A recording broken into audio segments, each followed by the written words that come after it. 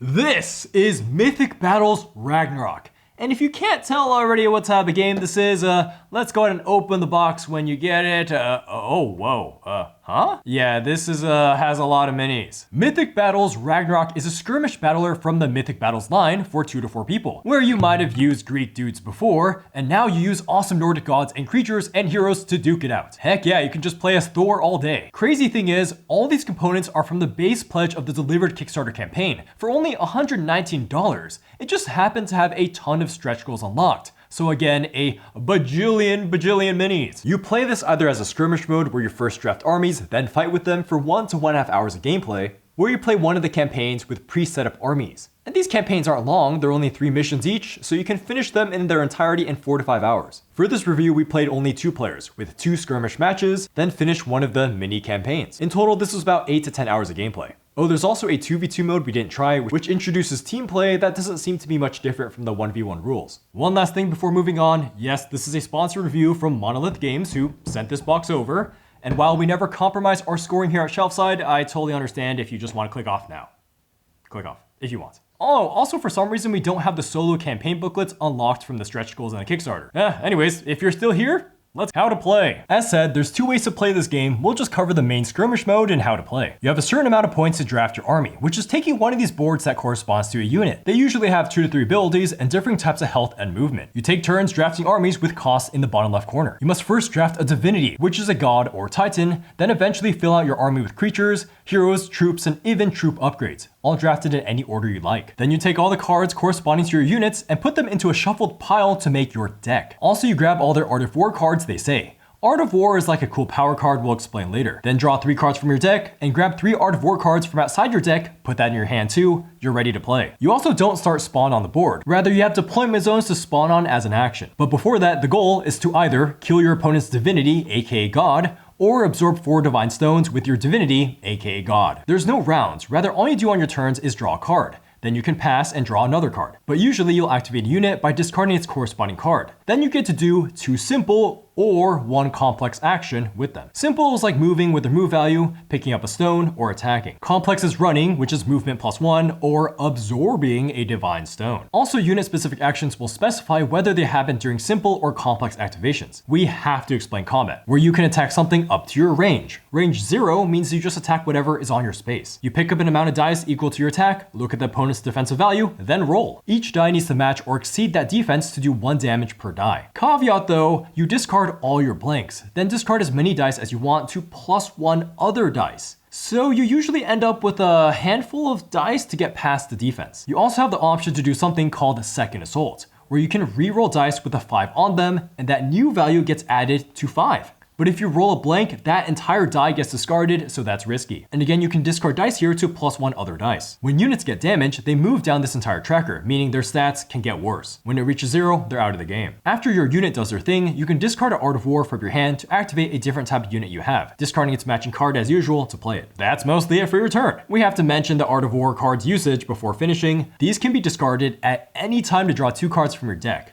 or search any card from your deck into your hand. Some abilities may require spending an Art of War as well. Pros! Starting with component pros, what do you know? The minis in this game are awesome, and there's so many of them.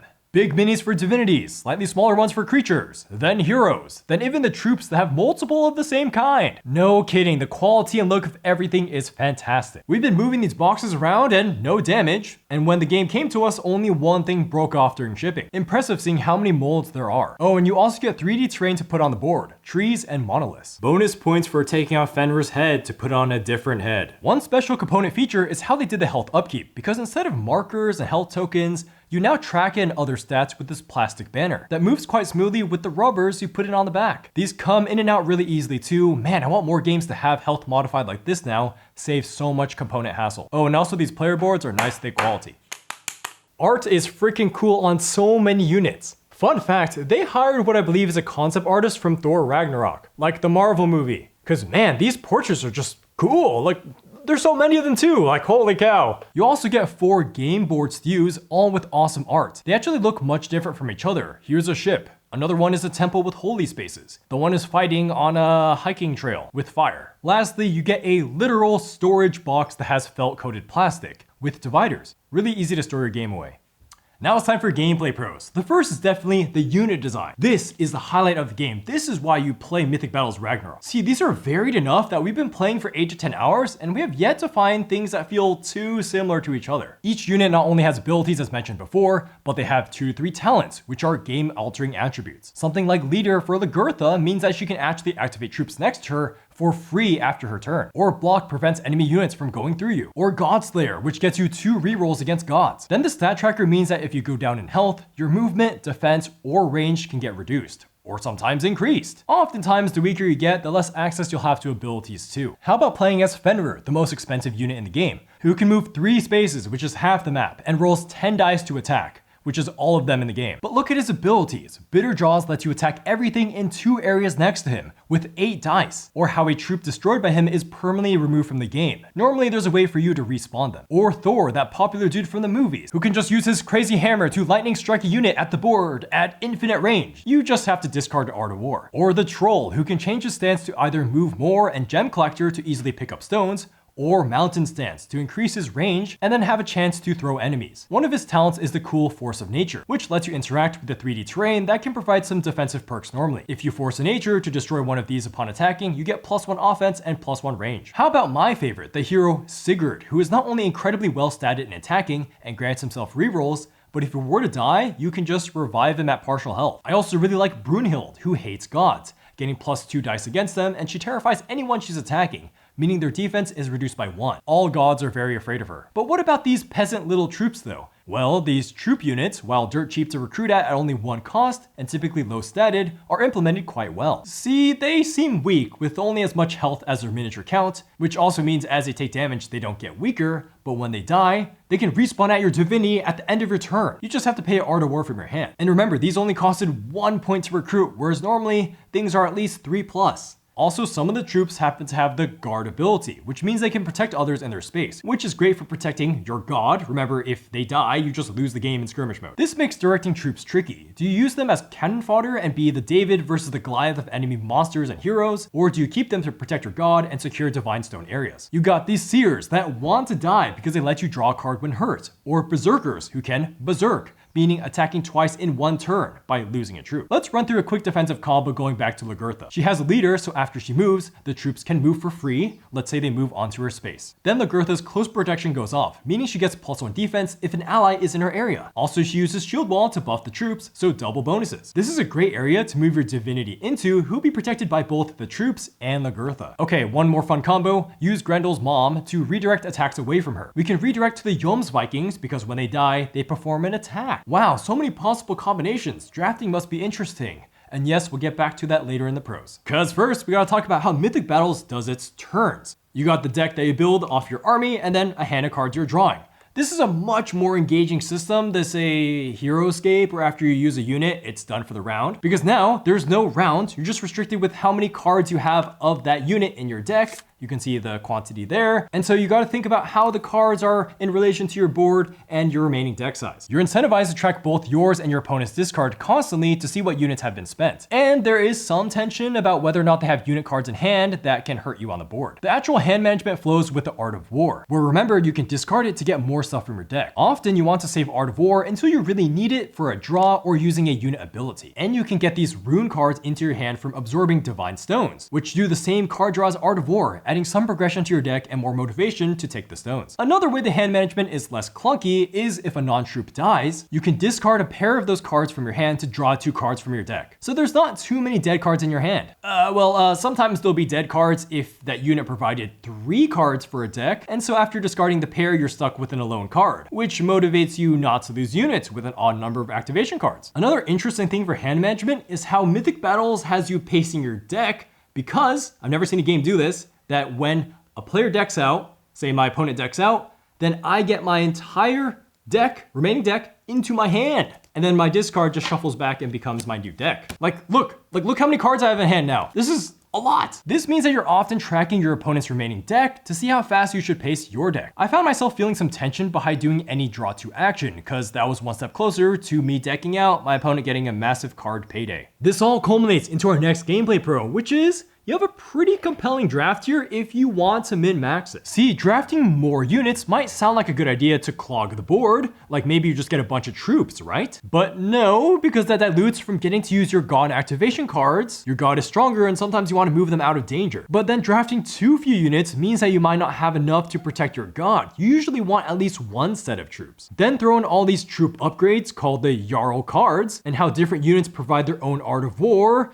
while others require spending art of war to use abilities, and you could sit here for a long time getting that art of war quantity perfect. Some examples of strategies are, maybe I want to play around terrain carefully and just play defensively, hold ground well. Or you can just draft a bunch of really big monsters and just rush in and try to end the game early. Or make a small deck so I can spam my god abilities as much as possible. More interesting talents we didn't cover yet: initiative to attack someone back immediately after they attack you. It just requires discarding an art of war. Or scout, meaning they deploy for free in skirmish mode, giving you some immediate tempo advantage. There's so much girth in each stack, and multiplied by multiple stacks, oh, and then there's 4 maps. Sheesh, yeah, the replayability in this game is bonkers. You could play probably 30-40 hours and still be experimenting with new comps. The final gameplay pro is that the theme just meets the gameplay well. You're encouraged to use lowly human troops as meat shields for the gods. Then the gods tend to buff and debuff things around them. And you even have terrain that can slow you down or hurt you, like rock that gives you an advantage if you take one unit's entire turn to climb onto. But if you're flying, you don't have to climb. Cons. Component cons time, and let's start with the unboxing experience. It is not the smoothest. See, with so many tiles and cards, you'd think they come pre-sorted, but they don't. Again, so many units comes from having all the stretch goals, which is a concept I'll bring up again. Actually, it's like how the mini storage is. It doesn't fit in the box smoothly. With enough persuasion, you can get it to work, but it's just more friction than there should be for a simple reboxing. Now, granted, this is probably because they thought that not all the stretch goals will be unlocked, so they had to cram all the minis into the original box. I mean, impressive that they did it, it's just kind of janky. But what they could have done is at least give a reference of where each mini goes in the insert. There's just so many molds, and when you take the minis out, you don't really know how to put them back in. I had to look up an unboxing to see how to organize it after a long session. Also, when you're starting, the rulebook doesn't explain the setup of the game very well. Like, if you look into the main rulebook setup, that has no diagrams. And it later tells you to go to the back of the rulebook, which just shows only the map. Like, show me suggested places to put cards and player boards. This gets further muddied with no component lists in the rulebook. We later realized it's on the side of the storage box, so why is this not also in the rulebook? While we're on learning, it's kind of weird how the rules tell you to start with the normal skirmish mode before doing the campaign. Okay, but then how would you know what to draft if you haven't played the game yet? How would you know what talents are good or not so good? It's not like the draft is simple. Look at how much is going on with each unit. What the game could have done is give you simple preset teams for your first game. Just have like one god, one monster, and then one troop per team, so 3 units max, and then just duke it out for 20 minutes or so. Bonus points if these are all packaged together. Okay, now for component cons that impact most of the gameplay, these board lines aren't always the clearest. They could be thicker, especially with spaces being very unevenly shaped. Heck, the crease on the board sometimes blended with the area border sometimes. Another thing that makes miniature viewing tricky is how there's no way to distinguish what team they're on. Isn't a huge deal seeing how minis already look pretty unique, but with troops and heroes, it could be especially useful. But I do feel them on the production cost here, because there's a lot of differently sized bases in this game. Look at this one. Oh, and then Lagertha looks really similar to the Shield Maidens from afar. Look, I know they're different up close, but on the map, they're not. I know this is one of the first things I'd paint. Then minis don't always fit perfectly on a space, because the minis are really big. What space are these minis on again? But I mean, what the heck can you really do without making this board bigger, right? This is just kind of an inherent issue with having minis be so big. Then you're given this reference card for units, which has no use because you just look at your player board. So you hand it over to your opponent so they can have a reference on what you can do. So that's nice, but wait, the troops have no player board, only this reference card, so you can't hand that over. This reference card is also a really weird in-between because it technically does give you stuff at a glance, but there's no info on how stats reduce, or what abilities do besides their name, which means nothing if you're not familiar with the unit. Like, if they're gonna print the card, why not include at least more stuff? Oh, it's a stretch goal, so this wasn't even gonna be part of the game originally. Wow, did they just copy and paste the troop layout? The player aid you're given is for the most part fine, although pretty wordy and could use a lot of trimming. One thing that was missing was class definitions. Wait, what are those? Well, we didn't mention this yet, but some units are part of a class. This gives them certain attributes, which is a tiny symbol on the player boards. It's really easy to miss flying, where these units can evade attacks by discarding an Art of War. At the very least, put this class descriptor from the rulebook into the player aid and make the symbol more clear on the boards. Last component con, I promise, is that a card holder feels mandatory to play the game, because it's not surprising to have a lot of cards in hand. I mean, you start with 6 cards and draw 1 on the first turn. Also, the act of someone decking out and the other person getting all their cards into hand is insanely unwieldy, so I'd recommend having multiple card holders if you can.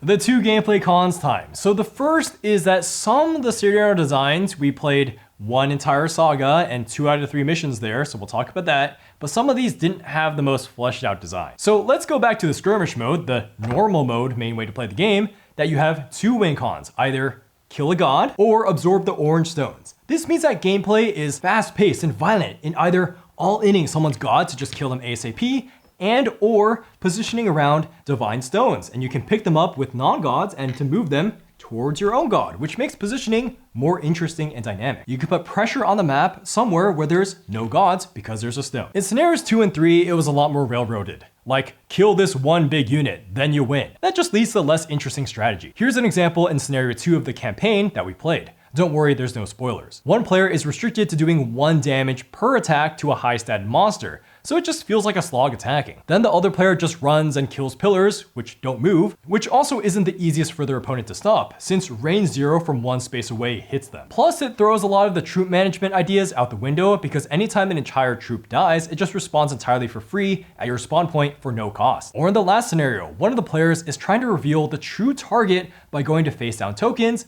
and flipping it over to see if they get a check mark. Then they can attack an enemy. Okay, so if they get a flip on the first try, they're really ahead on tempo. If they get on the last one, they're super behind on tempo. To make it weirder, the other player can sometimes flip a result through an event-like deck to swap 2 of these face-down tokens, but they don't have a way to look at them, so you're just swapping tokens randomly. I'm not gonna go try to suggest changes for all these things, that's too much work, but basically, you should think of the scenarios as not being too competitive. They're more of a way to get eased into the game with pre-built armies, so you know how units work, and then there's some flavor text for some story. I kid you not, one of the scenarios had Fenrir walking around on the board as you flip cards from an event deck, and it can either attack you or your opponent at the start of each turn. Like, that's a lot of damage. Playing the scenarios are also in our experience ironically longer for being easier to start because you don't have the threat of double win cons. So they were on average 30 minutes longer. Also, some scenarios don't let you absorb stones, which gets you the cool extra card into your hand, which also means your deck gets a better card. So there's sometimes no more progression in that way with a longer runtime, but scenarios do sometimes have their own ways of adding progression. Now, we didn't play the second mini campaign, but that one lets you draft your own army at the beginning of the campaign,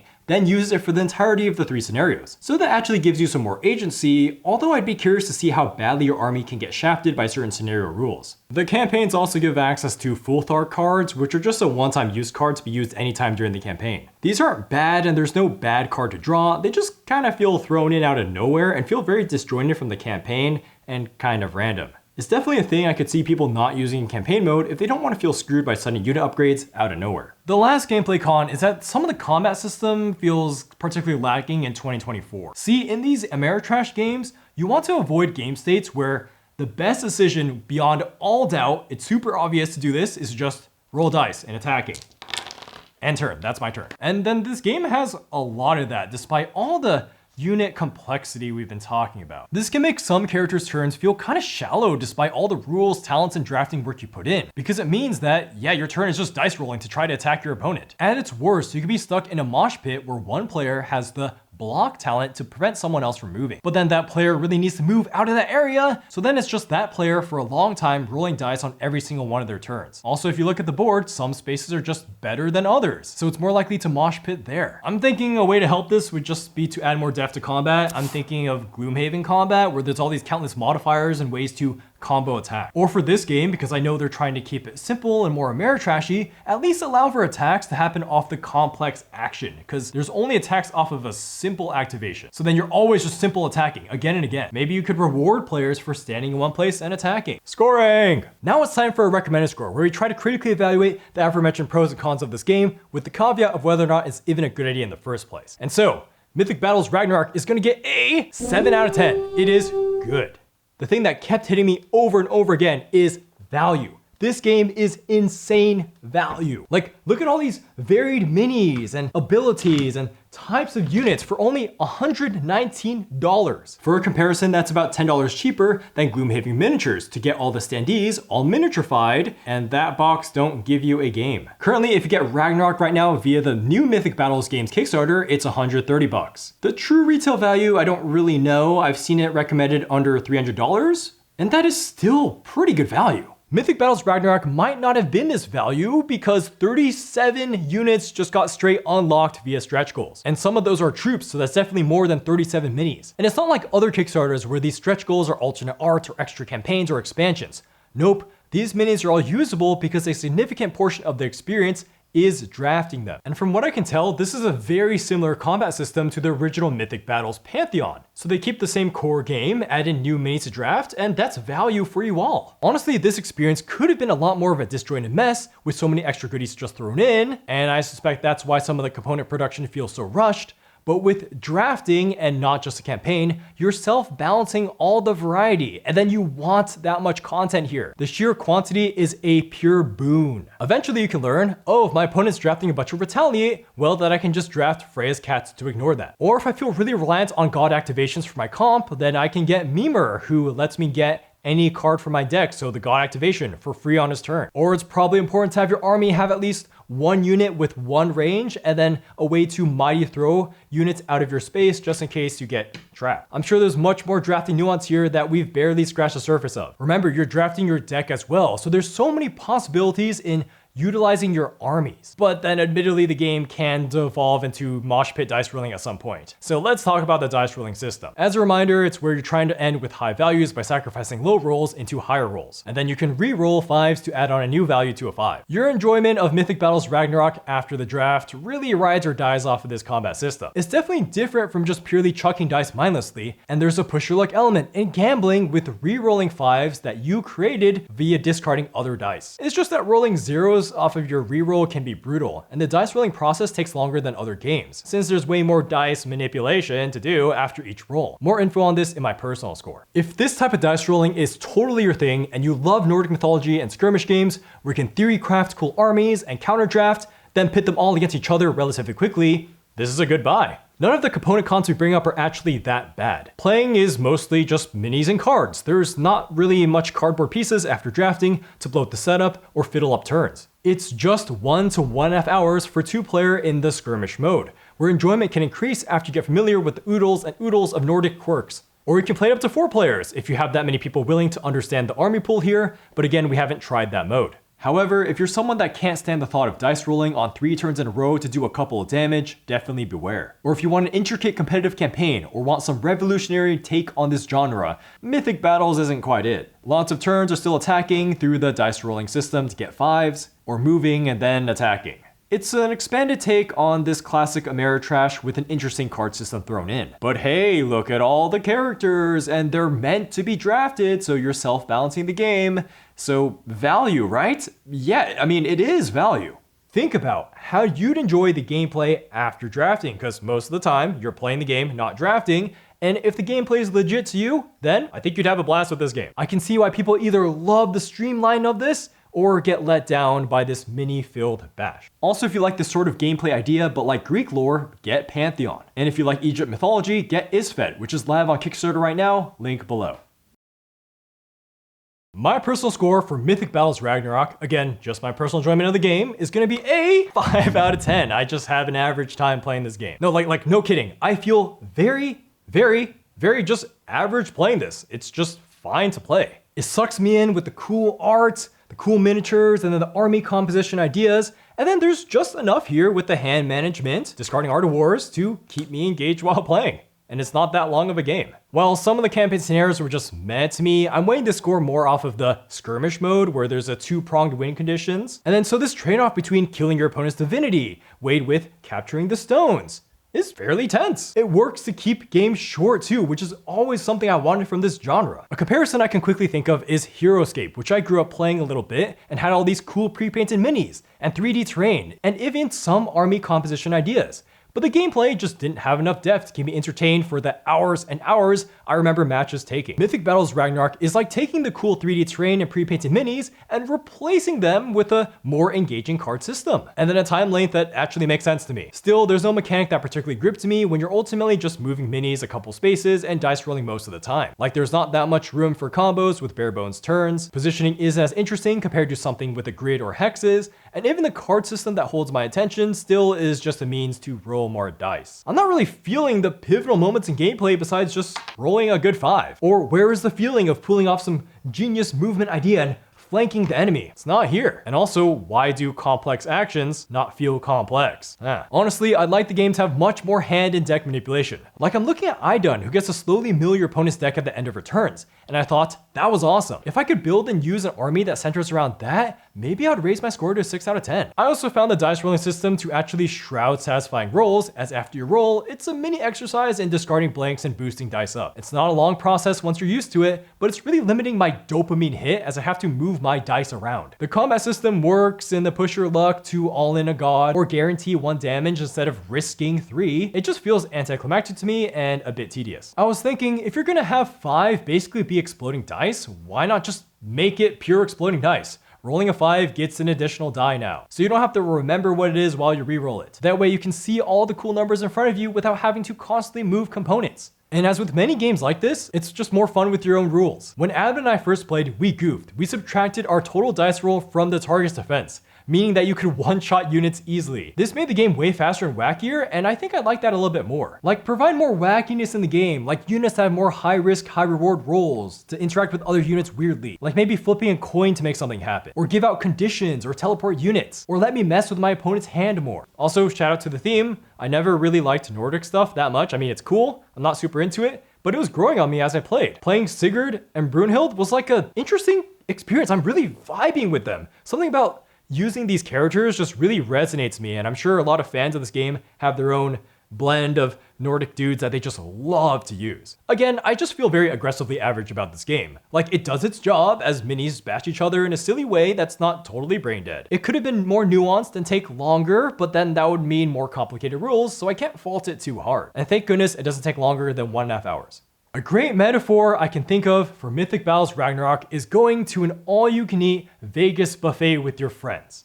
Everything looks good. Some things are pretty decent to eat, as in use. But then overall the things just don't really mesh together. At the end you're like, well, I had a lot of stuff, but I guess I'm satisfied. I mean, yeah, I'm not complaining. Again, I'm not complaining too much about this buffet. It's still a fine time with the right friends, and I would go again if my friends really wanted to go. And then I would just order Sigurd and Brunhild to navigate, because I want to look forward to piloting them. Yeah, everything is just kind of in a greasy sort of way with this game, but it works. It's aggressively average for me. Thanks for watching the video of Mythic Battles Ragnarok. Again, this being sent to us did not affect scoring. Also, shout out to our patrons over here, right over here. I like to see what you guys think of this game. I've never felt so personally enjoyment of average on a game. Also, thank you to our Mad Lads of Cardboard over here. Anyways, that is it. This has been a crazy month for us, but we're coming out with more stuff. Yeah, I'll see you guys soon, probably in a couple days if you drop another video. Yeah, okay.